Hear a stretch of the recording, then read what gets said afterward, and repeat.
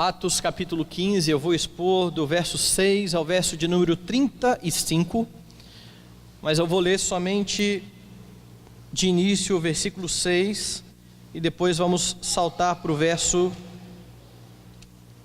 de número 22. Então se reuniram os apóstolos e os presbíteros para examinar a questão. Lá para o verso 22. Então pareceu bem aos apóstolos e aos presbíteros, com toda a igreja, tendo elegido homens dentre eles, enviá-los juntamente com Paulo e Barnabé a Antioquia.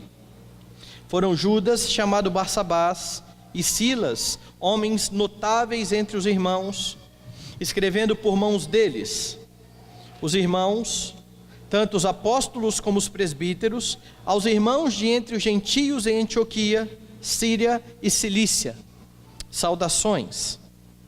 Visto sabermos que alguns que saíram de entre nós, sem nenhuma autorização, vos têm perturbado com palavras, transtornando a vossa alma, pareceu-nos bem, chegados a pleno acordo, eleger alguns homens e enviá-los a vós outros, com os nossos amados Barnabé e Paulo, homens que têm exposto a vida pelo nome de nosso Senhor Jesus Cristo. Enviamos, portanto, Judas e Silas, os quais pessoalmente vos dirão também estas coisas, pois pareceu bem ao Espírito Santo e a nós não vos impor maior encargo além destas coisas essenciais, que vos abstenhais das coisas sacrificadas a ídolos, bem como do sangue e da carne de animais sufocados e das relações sexuais ilícitas. Destas coisas fareis bem se vos guardardes saúde. Vamos orar. Eterno Senhor, soberano Deus, exaltamos o glorioso nome do Senhor. Adoramos o Senhor na beleza da Tua santidade e agradecemos o privilégio de nos reunirmos nessa noite para prestar o culto devido ao Teu nome, mas principalmente para ouvir a Tua voz. Ó Santo Deus, nós cremos que o Senhor fala por meio da Tua palavra. E é, ó Deus, diante desta certeza, desta convicção, que nos colocamos diante do Senhor nessa noite, rogando que fales ao nosso coração, instruindo-nos, ó Deus, a fim de vivermos para a Tua glória e louvor. É a nossa oração, em nome de Jesus. Amém. Meus irmãos, a igreja enfrentou e tem enfrentado dificuldades ao longo dos tempos. Problemas e dificuldades doutrinárias.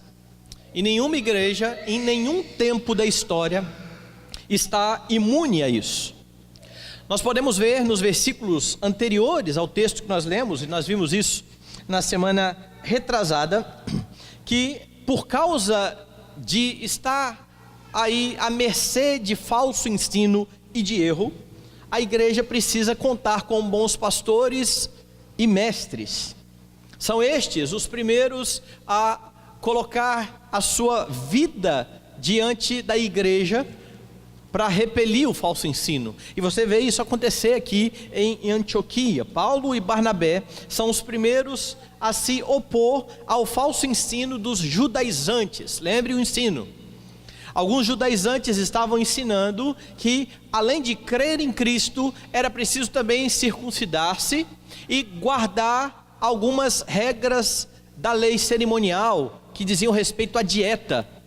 Era isso que era ensinado, e isso trouxe confusão para a igreja. Paulo e Barnabé se opõem a este ensino, mas nós vimos também na semana passada que a igreja local, ela não vive solitária, ela faz parte do corpo de Cristo espalhado em toda a face da terra, ela faz parte da igreja universal ou da igreja católica.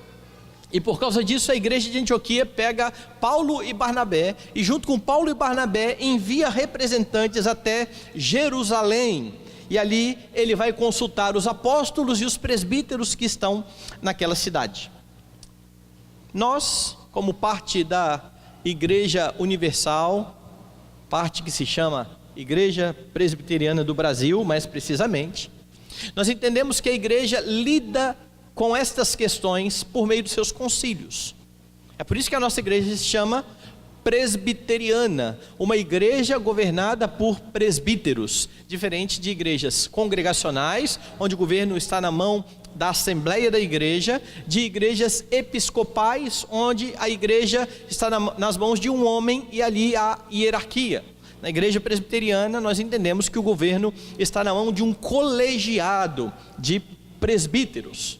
Na igreja local nós temos presbíteros, é o primeiro concílio que nós encontramos na igreja. Mas acima da igreja nós podemos ver outros concílios. Nós temos, por exemplo, o presbitério. Nós somos parte de um presbitério chamado Presbitério Central do Espírito Santo. E os presbitérios eles são responsáveis por jurisdicionar igrejas de uma determinada região. Então nós temos várias igrejas aqui que são jurisdicionadas pelo nosso presbitério. Além disso, Sínodo, Supremo Concílio. De onde nós tiramos isso? Por que a igreja presbiteriana entende que o governo da igreja é assim? Nós entendemos porque é exatamente isso que está acontecendo aqui em Atos dos Apóstolos, capítulo 15, e é por isso que eu fiz questão de ler os nossos documentos de fé, que falam a respeito de como o Senhor Deus designou a liderança da igreja. Essa é a nossa crença, e é isso que você percebe aqui no capítulo 15 de Atos dos Apóstolos. Você vê o primeiro concílio da igreja reunido para tratar de um assunto doutrinário, e a partir desse texto você verá como devem agir os concílios. Veja aí o texto, do verso 6 ao verso 12. Você percebe que os concílios devem discutir os assuntos doutrinários. Veja se não é isso que vai acontecer. Verso 6 diz assim: então se reuniram os apóstolos e os presbíteros para examinar a questão. Paulo e Barnabé haviam sido enviados com alguns irmãos de Antioquia. Eles são recebidos lá em Jerusalém, eles são bem recebidos em Jerusalém. Você vê isso no verso 4, olha lá. Tendo eles chegado a Jerusalém, foram bem recebidos pela igreja, pelos apóstolos e pelos presbíteros. Então ali em Jerusalém havia os apóstolos, os presbíteros, que receberam Paulo, Barnabé e os presbíteros que estão indo da igreja de Antioquia. E no verso 6, então, a reunião se inicia. E é o que tudo indica aqui, pela forma como Lucas redige o texto, é que o concílio esteve reunido por alguns dias. Não foi uma só reunião para tratar do assunto. Parece que Lucas faz aqui um resumo do que aconteceu naqueles dias. E a questão a ser discutida, ela é muito séria e ela é muito importante, pois ela envolve tanto a questão da suficiência de Cristo para a salvação. Afinal de contas, o que eles ensinavam era que não bastava crer em Cristo, mas era preciso circuncidar-se e guardar outras leis cerimoniais, como também a liberdade dos gentios em não se submeterem a essas ordenanças do Antigo Testamento, ordenanças que os judeus estavam muito familiarizados, diga-se de passagem. Eles iniciam então aqui a reunião, do versículo 7 ao versículo 11, o que você tem é um arrazoado por parte do apóstolo Pedro. Veja o que vai acontecer aqui, veja o verso de número 7. Havendo grande debate, eles estão debatendo o assunto. Pedro tomou a palavra e lhes disse: irmãos, vós sabeis que desde há muito Deus me escolheu dentre vós, para que por meu intermédio ouvissem os gentios a palavra do evangelho e crescem. Pedro começa então a falar a respeito da sua experiência, daquilo que ele vivenciou, daquilo que ele experimentou no seu ministério. Ele se refere aqui à conversão de Cornélio, e você vai lembrar do que Pedro está dizendo aqui. Pedro, como bom judeu, também guardava as leis cerimoniais, e quando Deus foi enviar Pedro para a casa de Cornélio, um gentio que era mal visto pelos judeus, Deus antes dá uma experiência a Pedro, aquele lençol que desce com os animais impuros, e Deus diz: Pedro, mata e come. E Pedro fala: não, Senhor, eu nunca comi nada impuro. E isso se repete por 3 vezes. O lençol desce, a ordem é dada, mata e come, e Pedro responde de igual forma: eu não como nada impuro, Senhor. E então Deus vai dizer: não considere impuro aquilo que eu purifiquei. Então cessa a experiência de Pedro. Logo depois, Pedro é enviado à casa de Cornélio, e ele não está entendendo o que Deus queria tratar com ele naquela ocasião. Os gentios também iriam receber o evangelho.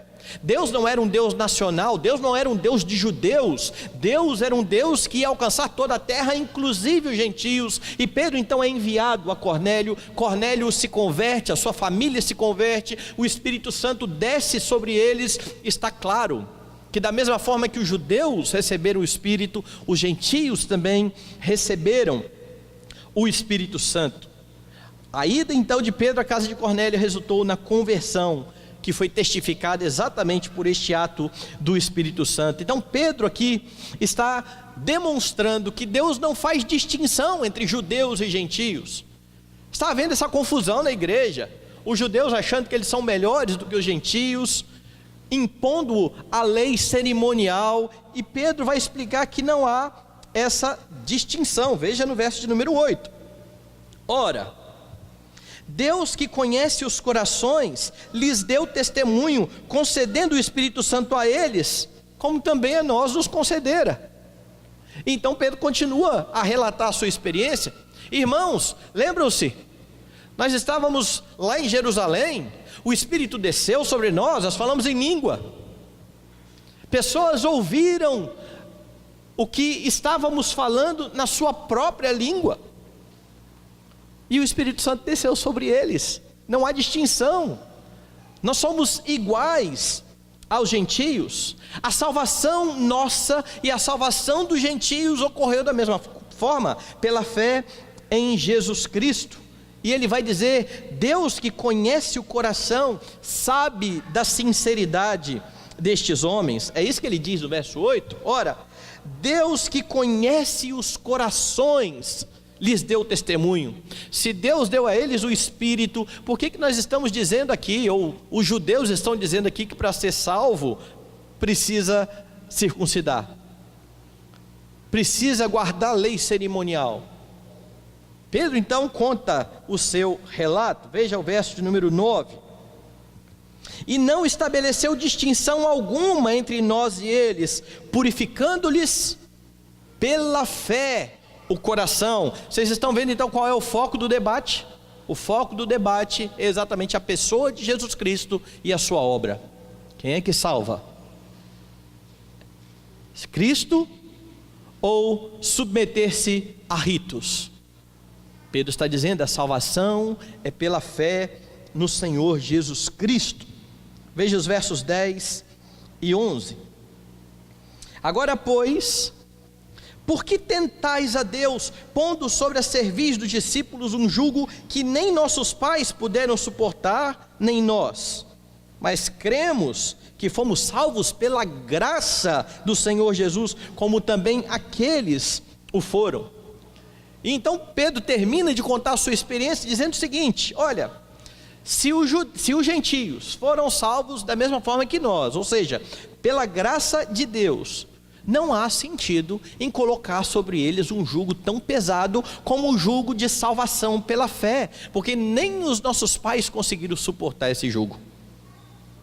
Não faz sentido impor isso a estes nossos irmãos. É este o argumento aqui então de Pedro. Se você abrir a sua Bíblia lá no livro dos Gálatas, da Epístola de Paulo aos Gálatas, você vai ver o que Paulo diz no versículo 1 até o versículo 4. Para a liberdade foi que Cristo nos libertou, permanecei pois livres ou firmes, e não vos submetais de novo a jugo de escravidão. Eu, Paulo, vos digo que se vos deixar de circuncidar, Cristo de nada vos aproveitará.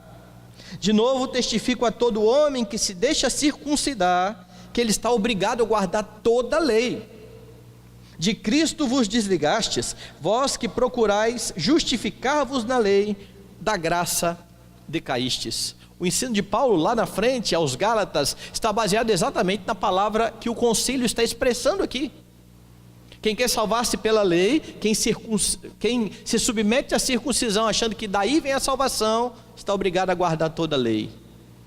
Vocês já foram livres da lei, não se submetam de novo a esse jugo. E é isso que Pedro está dizendo, esse jugo é pesado. Os nossos pais não puderam suportar, por que vamos impor este jugo a estes irmãos? Mas o concílio continua.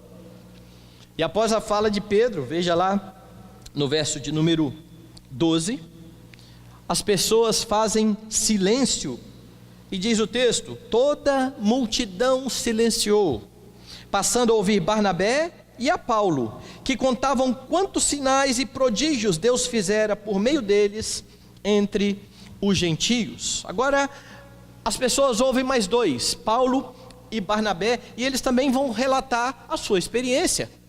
Pedro relata o seu ministério entre os gentios, Paulo e Barnabé estão contando a sua experiência, o que Deus fez por meio deles entre os gentios. Agora você precisa notar algo bastante interessante aqui. Você tem Pedro, Paulo e Barnabé, são os três que tomam a palavra no concílio. Depois deles quem vai falar é Tiago. Mas esses três, eles têm particularidades que você precisa reparar. Pedro é um apóstolo chamado diretamente por Jesus Cristo, certo? Pedro faz parte do grupo dos 12. Não só isso, Pedro foi o primeiro apóstolo a confessar que Jesus era o Messias. Quando Jesus perguntou: o que os homens dizem a respeito de mim, e vocês, o que vocês dizem a meu respeito? Tu és o Cristo, o Filho do Deus vivo.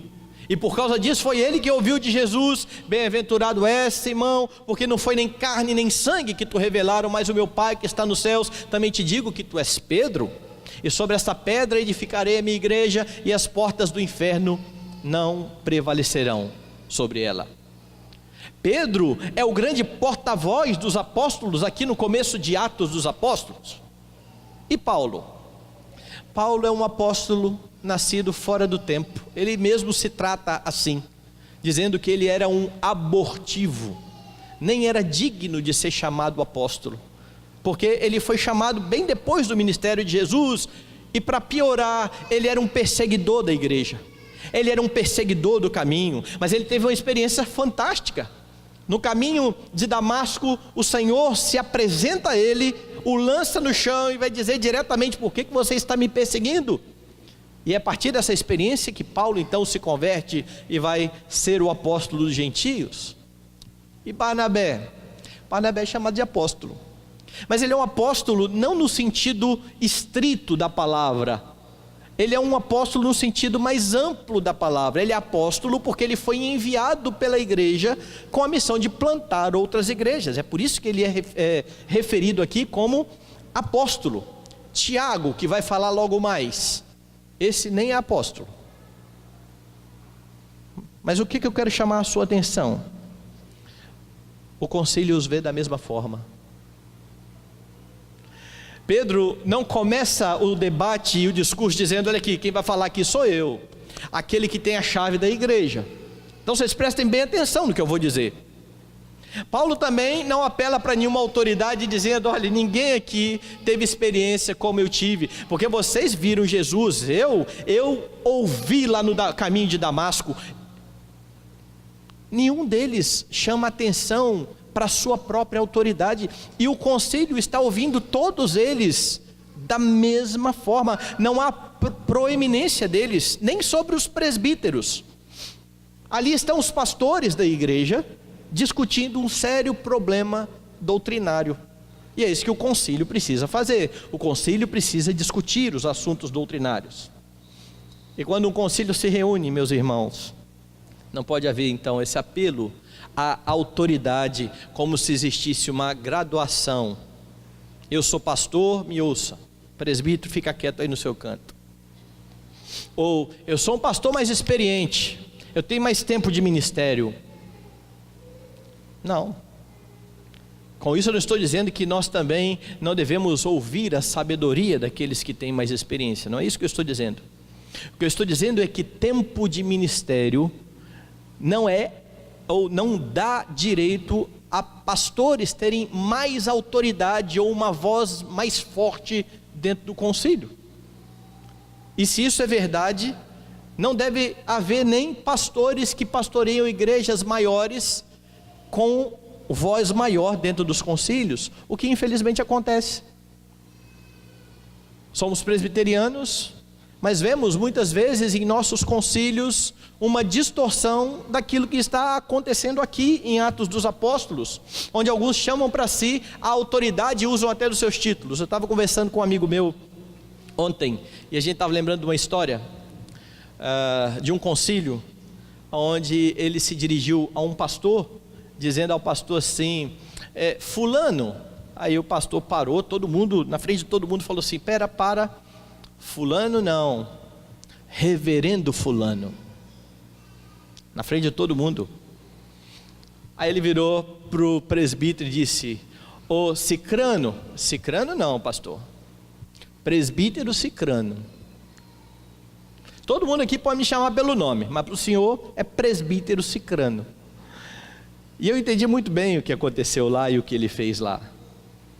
O pastor não pode apelar para a sua autoridade como se ele fosse diferente do presbítero. Afinal de contas, num concílio, essa é a nossa confissão. Ambos têm a mesma autoridade. Que negócio é esse de tentar calar a boca de outra pessoa com o seu título, com aquilo que você é? Não pode existir isso no concílio. Não pode existir isso na igreja local. Nós não somos chamados para exercer proeminência, pelo contrário. Quando Jesus estava instruindo os seus apóstolos, e eles ficavam o tempo todo falando sobre quem vai ser o maior, a palavra de Jesus para eles foi qual? Quem quiser ser o maior, seja o menor e servo de todos. A liderança no cristianismo é uma liderança de servo. Nós servimos a igreja. Então não pode ou não deve importar se pastores e presbíteros são da igreja mais rica, são mais conhecidos, são mais famosos, não importa. O concílio deve ver todos como iguais a partir do conselho da igreja. A igreja tem pastores, na igreja local, a igreja tem pastores que a superintendem a nível de presbitério. Todos são iguais diante do Senhor. Agora você aprende um pouco mais aqui. Nem todo mundo tem o mesmo entendimento a respeito de questões doutrinárias. E é exatamente por isso que está havendo debate. Só que essas questões precisam ser colocadas. Nós precisamos ouvir uns aos outros, ouvir os argumentos. A discussão é importante exatamente para avaliar o nosso posicionamento e o nosso entendimento, assim como avaliar o posicionamento e o entendimento dos nossos irmãos. E você aprende um pouco mais. A fé cristã, ela é experimental, ela é vivida na prática. Ela não é de teoria. Estão aqui estes homens discutindo, falando a respeito do que houve no seu ministério. Olha, eu fui enviado até os gentios e aconteceu isso. Olha, quando nós fomos enviados aconteceu isso. Eles estão falando de uma prática. A vida cristã é uma vida prática. E é preciso então discutir essas práticas. E é preciso saber ouvir respeitosamente, porque eles estão discutindo aqui a respeito da implicação da prática de cada um, ou do entendimento de cada um. A implicação sobre só Jesus, fé em Jesus, ou é Jesus e a circuncisão. Quais são as implicações destes posicionamentos? Eles estão discutindo.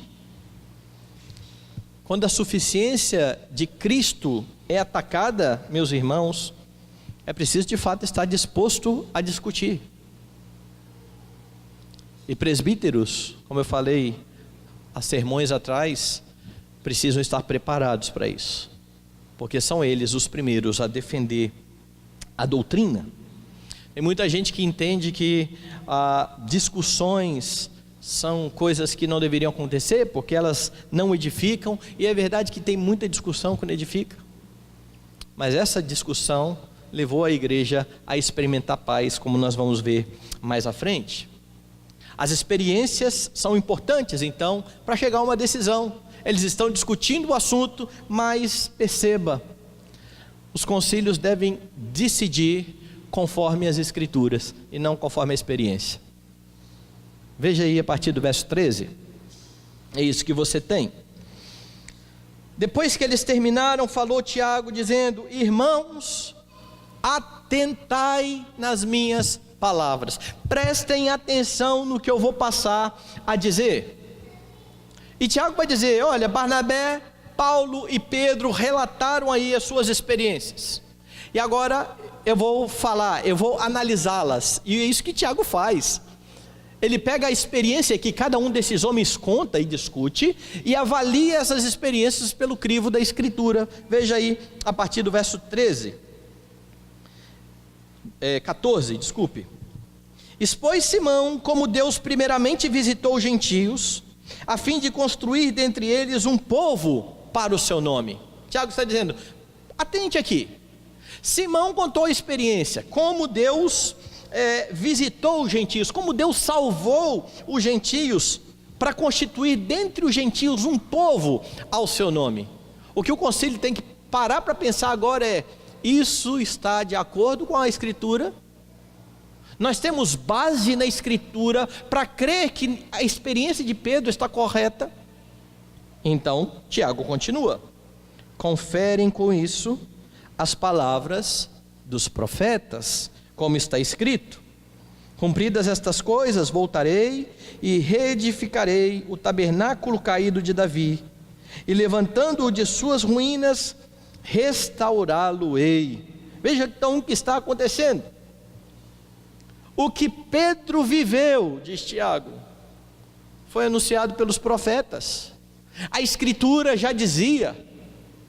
E aí você vê o lugar da experiência na fé cristã. Se é verdade que a fé cristã ela é experimental, nós não podemos fugir disso, ela é algo que tem que ser vivido na prática. A prática tem que ser avaliada pela Escritura, pela palavra de Deus. Nós não saímos fazendo as coisas da nossa cabeça porque a nossa prática ou o nosso coração pediu isso ou aquilo.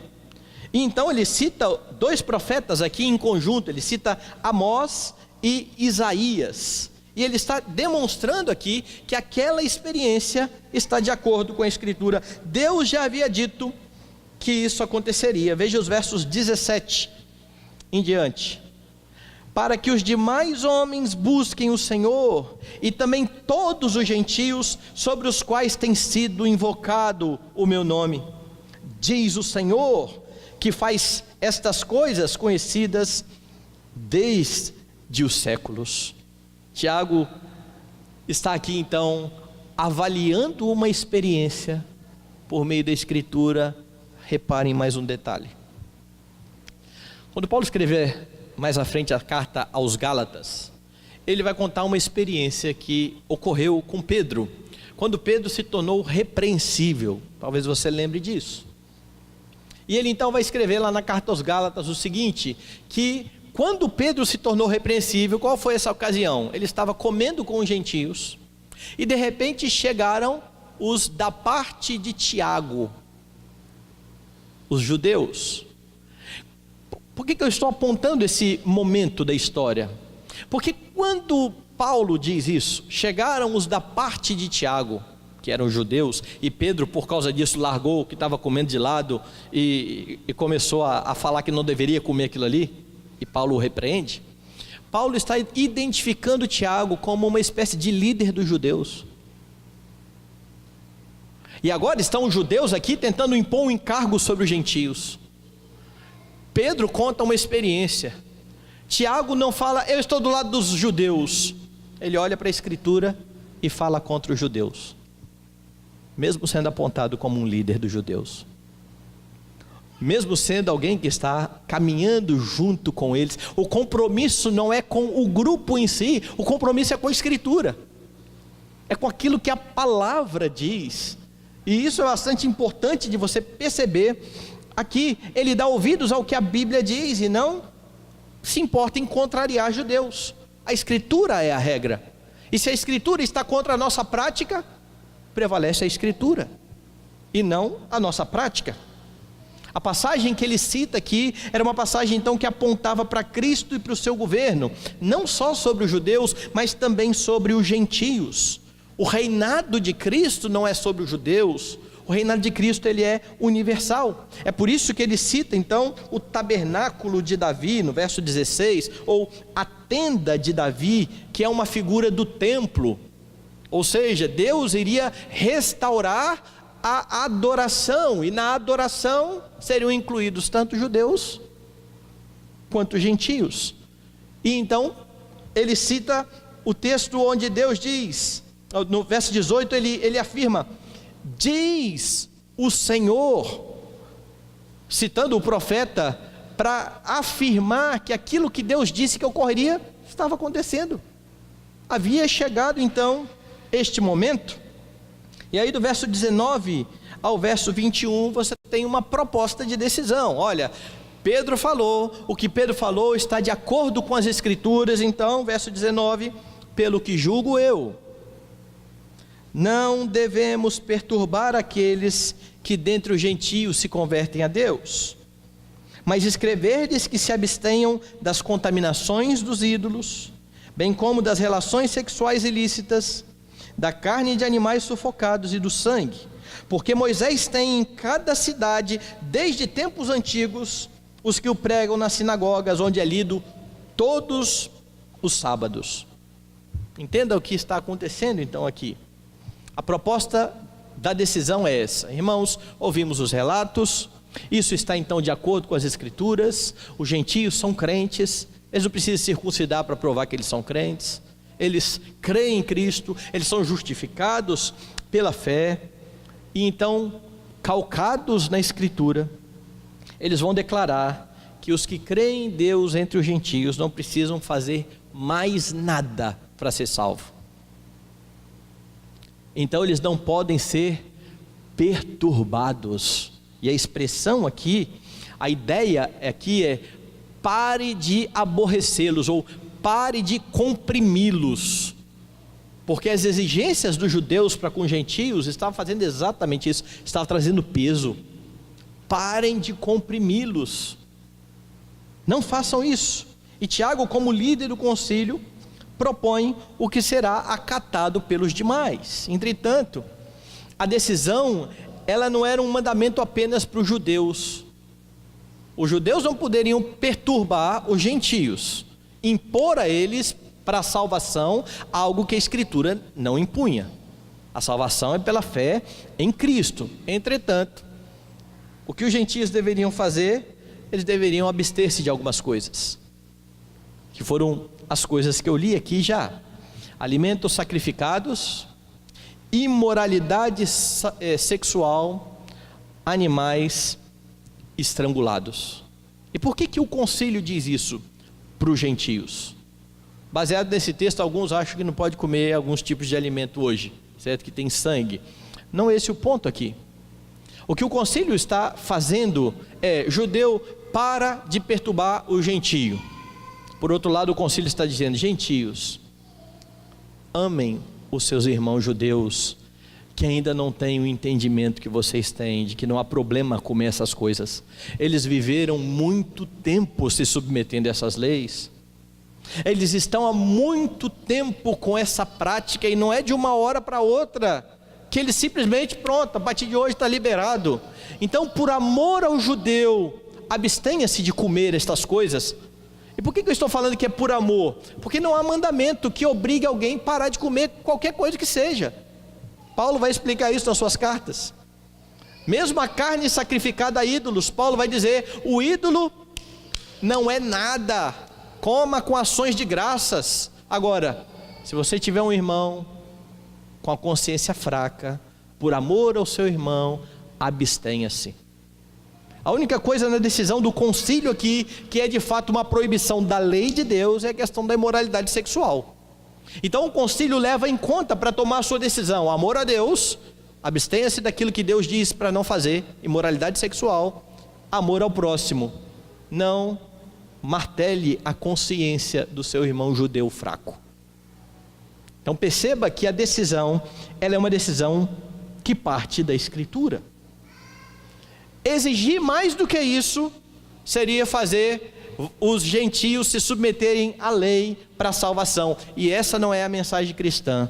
Isso seria legalismo. Por isso, nada de circuncisão. Agora, gente, todo mundo pode deixar de comer carne. Submeter-se à circuncisão seria uma afronta a Cristo, mas deixar de comer carne não faria mal a ninguém.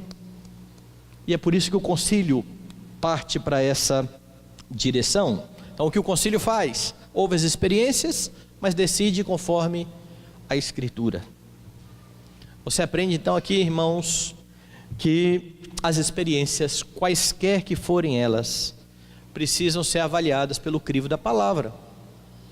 Por melhor que tenha sido, por mais gostosa, por mais que tenha falado ao seu coração, se a Escritura fala contra a sua experiência, joga ela fora. Porque se a experiência contada por Pedro não tivesse respaldo na Escritura, ela não valeria de nada no concílio. E infelizmente as igrejas têm caminhado por meio de experiências, por meio do sentimento, por meio daquilo que dá certo, por causa do pragmatismo, não olhando para a Bíblia. É certo que muitas coisas parecem dar certo, mas a pergunta não é se dá ou não certo, a pergunta é: isso é bíblico ou não é bíblico? Nós vamos mudar o nosso culto para atrair pessoas, isso é ou não é bíblico? Nós vamos fazer um evangelismo dessa ou daquela forma, isso é ou não é bíblico? Essa é a pergunta sempre. Por mais que as igrejas estejam enchendo com um tipo ou outro de evangelismo que não tem nada a ver com a Bíblia, nós precisamos nos submeter à Escritura, e os concílios precisam lembrar disso. Ninguém é autorizado, você não é autorizado a agir dessa ou daquela maneira, porque é algo bom, porque deu certo ou porque você gosta mais. O que regula a prática da igreja é a palavra de Deus, é a Escritura. Deus nos deu a sua palavra para nos direcionar. Agora, a experiência dos apóstolos, de novo, foi levada em conta, simplesmente porque ela tinha um respaldo bíblico. Simplesmente por isso.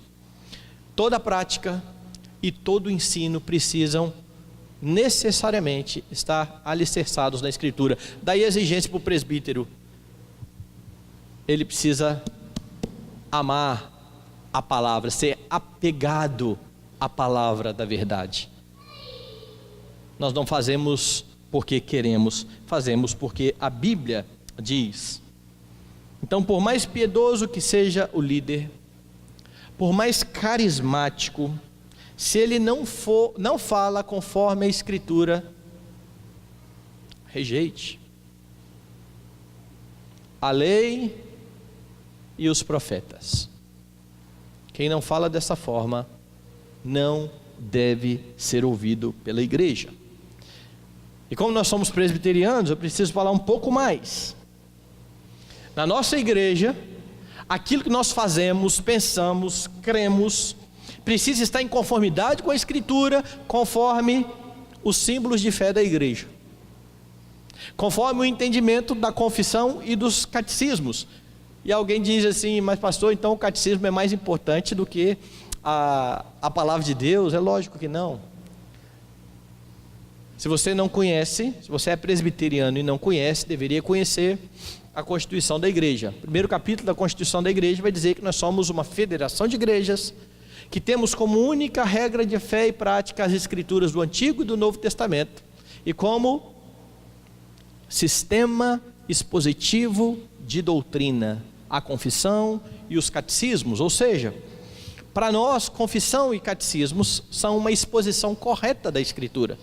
É por isso que, se você é presbiteriano, decidiu ser, é membro da igreja, você não pode sair crendo de qualquer forma. Você precisa crer conforme aquilo que os documentos da igreja dizem. É isso que nós confessamos como fé. Mas e se eu acho que está errado? Se você acha que está errado, consulte os concílios, proponha mudança, vá ao concílio e diga: olha, eu acho que o capítulo 3 da confissão de fé está errado. Prove o concílio biblicamente que o capítulo está errado, e veja lá se você vai convencer. Se você convencer, o concílio deixa de lado a confissão de fé. Se você não convencer, ela é reafirmada. Mas você não tem autorização para crer da sua cabeça e ensinar da sua cabeça e fazer o que você bem entende.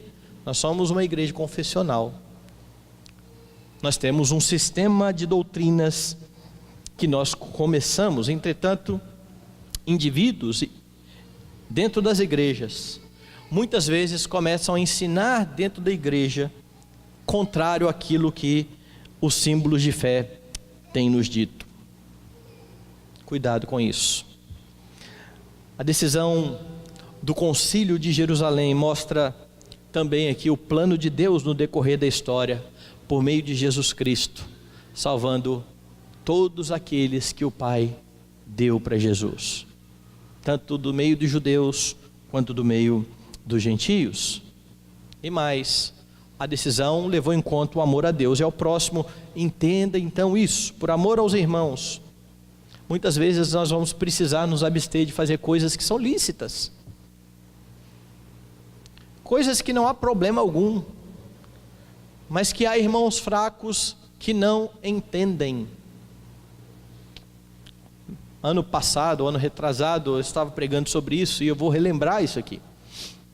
Irmão fraco é um irmão que não entendeu a doutrina.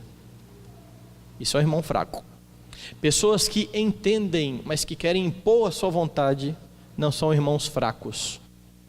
Então, se você quiser comer alface e alguém dizer que se escandaliza por comer alface, você vai verificar se de fato aquele escândalo procede. Ele não entendeu mesmo que não há problema nisso? Se ele não entendeu, você vai caminhar com ele, tentar explicar, mas vai se abster por amor ao seu irmão.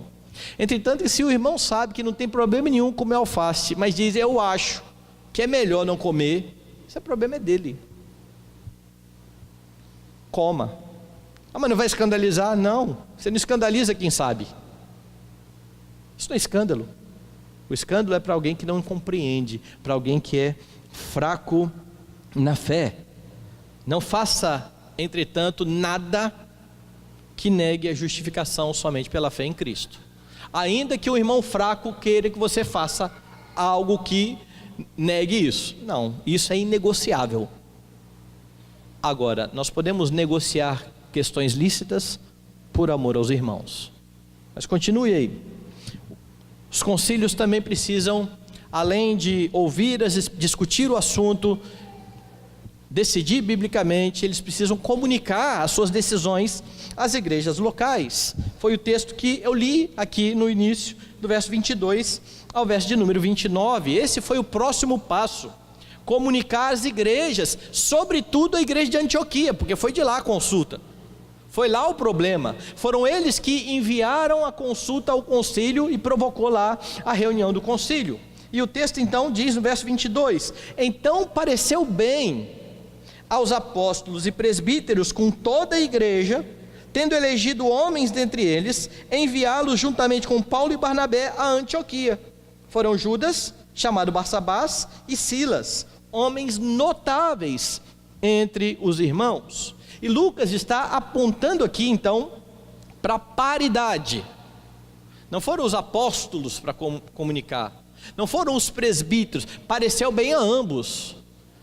Pareceu bem aos apóstolos e aos presbíteros com toda a igreja, ambos concordaram com o parecer, e então eles escrevem um documento, uma carta, para deixar bem clara para a igreja e para as igrejas a posição do concílio. Está aí no versículo 22 e 23, veja no 23, escrevendo por mão deles, e então começa a carta. Os irmãos, tanto os apóstolos como os presbíteros, aos irmãos de entre os gentios em Antioquia, Síria e Cilícia, saudações. Eles então estão começando a carta. E o que você tem nessa carta? O que você tem na decisão do concílio? Repare algumas coisas. Primeira coisa que eles afirmam aqui na sua carta: aqueles que ensinaram que tinha que circuncidar para ser salvo, não tinham nenhuma autorização para ensinar ninguém. Veja o verso 24. Visto sabermos que alguns que saíram de entre nós sem nenhuma autorização, vos têm perturbado com palavras, transtornando a vossa alma, O concílio deixa claro aqui que para que haja ensino na igreja é preciso haver autorização. Sabe o que significa isso? Que se você crê diferente do que a liderança da igreja crê, e começa a conversar com um, a conversar com o outro, você primeiro não tem autorização, segundo você vai provocar um racha. Quem é autorizado a ensinar na igreja são aqueles que Deus colocou para o ensino. E a não ser que estes deleguem, por exemplo, professores de escola dominical, ninguém está autorizado a ensinar na igreja. É isso que o concílio está dizendo. Estes indivíduos saíram sem nenhuma autorização. Infelizmente, o pessoal entende errado a questão do sacerdócio universal dos crentes, achando que porque nós não precisamos mais do sacerdote, isso é verdade, que agora todo mundo é igual e todo mundo tem autorização para fazer tudo. Não, não é assim. Nunca foi. Se fosse assim, Deus não teria estabelecido líderes para a sua igreja, para pastorear o seu povo, o seu rebanho. E é por isso que o concílio está reafirmando aqui, estes indivíduos saíram sem nenhuma autorização, mas eles reafirmam mais. O concílio acordou numa solução para o problema. Veja, verso 25. Pareceu-nos bem, chegado a pleno acordo, eleger alguns homens e enviá-los a vós outros com os nossos amados Barnabé e Paulo.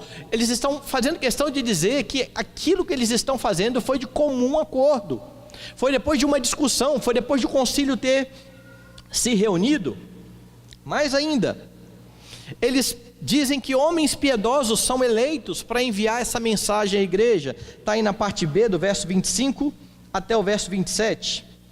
Enviá-los a vós outros com os nossos amados Barnabé e Paulo, homens que têm exposto a vida pelo nome de nosso Senhor Jesus Cristo. Enviamos, portanto, Judas e Silas, os quais pessoalmente vos dirão também estas coisas. Eles frisam no documento, na carta, o seguinte: estes homens que estão indo agora têm autorização para ensinar o que eles vão ensinar.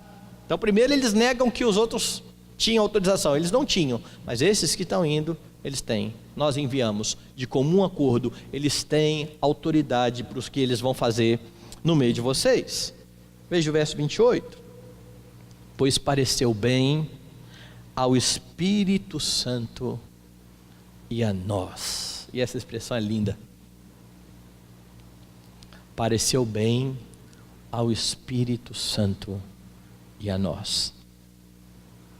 O que significa, irmãos, que aqueles homens tinham plena consciência de que a decisão que eles estavam tomando para o bem da igreja era uma decisão do próprio Deus. Era um acordo ali entre eles e o Espírito Santo. Eles estavam debaixo da autoridade do próprio Deus. Pareceu-nos bem ao Espírito Santo e a nós fazer o quê? Aí ele então descreve: não vos impor maior encargo além destas coisas essenciais. Quais são as coisas essenciais? Que vos abstenhais das coisas sacrificadas a ídolos, bem como do sangue e da carne de animais sufocados, das relações sexuais ilícitas. Destas coisas farei bem, se vos guardardes. Saúde. Ou seja, a igreja deveria viver pautada pelo amor a Deus e ao próximo. A decisão, de novo, quanto à imoralidade sexual, é uma decisão que afronta a lei de Deus. A decisão quanto à abstenção de alimento é uma decisão por amor ao próximo. A igreja precisa ser comunicada a respeito daquilo que os concílios superiores dizem. Porque, como eu disse na semana retrasada, as igrejas locais, elas não vivem sozinhas. Nós somos parte de um corpo e nós precisamos estar em harmonia com aquilo que nós cremos. Então, pautado nisso aqui, baseado nisso aqui, você precisa rejeitar o ensino daqueles que não são autorizados a doutrinar a igreja. Pessoas que querem ensinar a igreja, mas não têm autorização para tal, vão criar cisma. Mas pastor, e se a minha liderança está ensinando errado, eu não posso ensinar o certo? Não, você pode denunciar a sua liderança. Provocacismo não. Se você tem plena convicção de que os líderes da igreja estão indo contra a doutrina da igreja, chame, confronte-os. Não, mas a gente não crê assim. Leve para o presbitério, faça o que a Antioquia está fazendo. Mas não chame para si um cargo que não é seu. Não crie grupos dentro da igreja e comece a fomentar aquilo que você acha que está certo, se você não tem autoridade para tal. Nós temos meios para lidar com isso. Os meios estão aqui, nós estamos vendo aqui. Vá ao concílio, vá ao presbitério, denuncie a igreja, denuncie o conselho que está ensinando errado, mas não seja um instrumento para cismar ou rachar a igreja. Mais ainda, o Espírito Santo, aquele que Jesus afirmou que guiaria a igreja a toda a verdade, ele ilumina a igreja quando a igreja o busca, quando a igreja está comprometida com a verdade. O Senhor disse que Ele nos guiaria a toda verdade. Clame pelo auxílio do Espírito Santo por nossa igreja, por nosso presbitério, pelo Supremo Concílio da IPB que se reúne nesse ano. Porque se nós queremos de fato uma igreja fiel, nós precisamos confiar que Deus a manterá fiel. É o Espírito que vai iluminar aqueles que estarão decidindo a vida da igreja. Mas se você tem mais ainda aqui de aplicação nesse ponto, saiba o que a sua igreja crê. Conheça a confissão de fé, conheça a primeira escritura, conheça a confissão de fé, conheça as decisões da Igreja Presbiteriana do Brasil. Saiba, fique por dentro do que a sua igreja crê e submeta-se ao ensino dela. Se você achar que não é bíblico, vá ao concílio. Viva o amor cristão, de fato e de verdade. Se há irmãos fracos, não martele a consciência destes irmãos. Preocupe-se com irmãos fracos na fé. Por último, concílios precisam trazer paz à igreja. Você tem isso do verso 30 ao verso de número 35. O resultado da decisão do concílio está bem expresso aqui. Por que houve tudo isso? Toda essa movimentação, toda essa discussão, todo esse pessoal aqui gastando tempo discutindo as experiências à luz da Bíblia, escrevendo um documento para enviar à igreja. Qual é a razão disso tudo? A comissão é enviada então às igrejas, reúne a igreja, comunica o parecer dos apóstolos e dos presbíteros, e veja o que acontece. Verso 30. Os que foram enviados desceram logo para Antioquia, e tendo reunido a comunidade, entregaram a epístola. Quando a leram, sobremaneira se alegraram pelo conforto recebido. Por que eles receberam conforto? Porque o ensino falso estava colocando peso sobre a igreja. Eles agora estão confortados. Nós cremos em Cristo, isso basta. Isso basta. Porque o falso ensino traz peso, traz jugo. E quando a decisão do concílio vem, ela é comunicada, a igreja vive em paz, em harmonia, em alegria. Houve grande alegria ao tomar conhecimento da decisão. O ensino herético ele é rejeitado. Mas veja o verso 32. Judas e Silas, que eram também profetas, consolaram os irmãos com muitos conselhos e os fortaleceram. Judas está aqui com Silas, consolando os irmãos e aconselhando. Como que eles estão fazendo isso? Veja a palavra que aparece aqui. Eles eram profetas. Havia na igreja de Antioquia profetas e mestres. Lembra quando foi mandado Paulo e Barnabé para a viagem missionária? Profetas e mestres lidavam com a palavra e ensinavam a palavra. Estes homens estão confortando a igreja, e um instrumento para o conforto é a palavra, é a escritura. E depois de algum tempo, então, eles regressam para Jerusalém, exceto Silas, que vai permanecer em Antioquia ali por um tempo, e também Barnabé e Paulo, que vão continuar ensinando e pregando a palavra do Senhor. Veja aí no versículo 33 em diante: tendo se demorado ali por algum tempo, os irmãos os deixaram voltar em paz aos que os enviaram, mas pareceu bem a Silas permanecer ali. Paulo e Barnabé demoraram-se em Antioquia, ensinando e pregando com muitos outros a palavra do Senhor. Então, cessado o ensino errado, o que eles continuam a fazer, Paulo e Barnabé, na igreja de Antioquia? Eles continuam ensinando, eles continuam fortalecendo a igreja. Lembre que eles estão naquele período que eles voltaram da viagem e estão se fortalecendo na igreja. Logo, logo, é o texto que vai seguir, eles vão para a segunda viagem missionária. Então, irmãos, as igrejas precisam andar em harmonia doutrinária. A igreja é una. É por isso que nós temos uma confissão de fé. É por isso que nós subscrevemos uma confissão de fé. É ela que unifica a nossa crença. Quer saber do que nós cremos, que todo presbiteriano deveria crer? Olhe para lá, olhe para os símbolos de fé. Mas infelizmente muitas igrejas dentro da nossa federação não estão interessadas nisso. Seguem crendo no que der na cabeça do pastor ou dos presbíteros, fazem o culto de qualquer jeito e de qualquer maneira, uma bagunça sem tamanho, e a igreja não experimenta paz, apesar de alguns dizerem a igreja presbiteriana está em paz. Não há paz, há simplesmente um assentimento do erro. Pessoas que não querem ou cansaram de levantar sua voz para aquilo que está errado. Mas isso que é feito em nome de Deus vai contra aquilo que a Escritura diz. Porque se nós confessamos um determinado tipo de fé, se nós ao sermos ordenados juramos subscrever isso, nós precisamos honrar isso. E caso discordemos, o caminho é o presbitério, o sínodo e o Supremo Concílio. Então Atos 15 ensina como devem agir os concílios.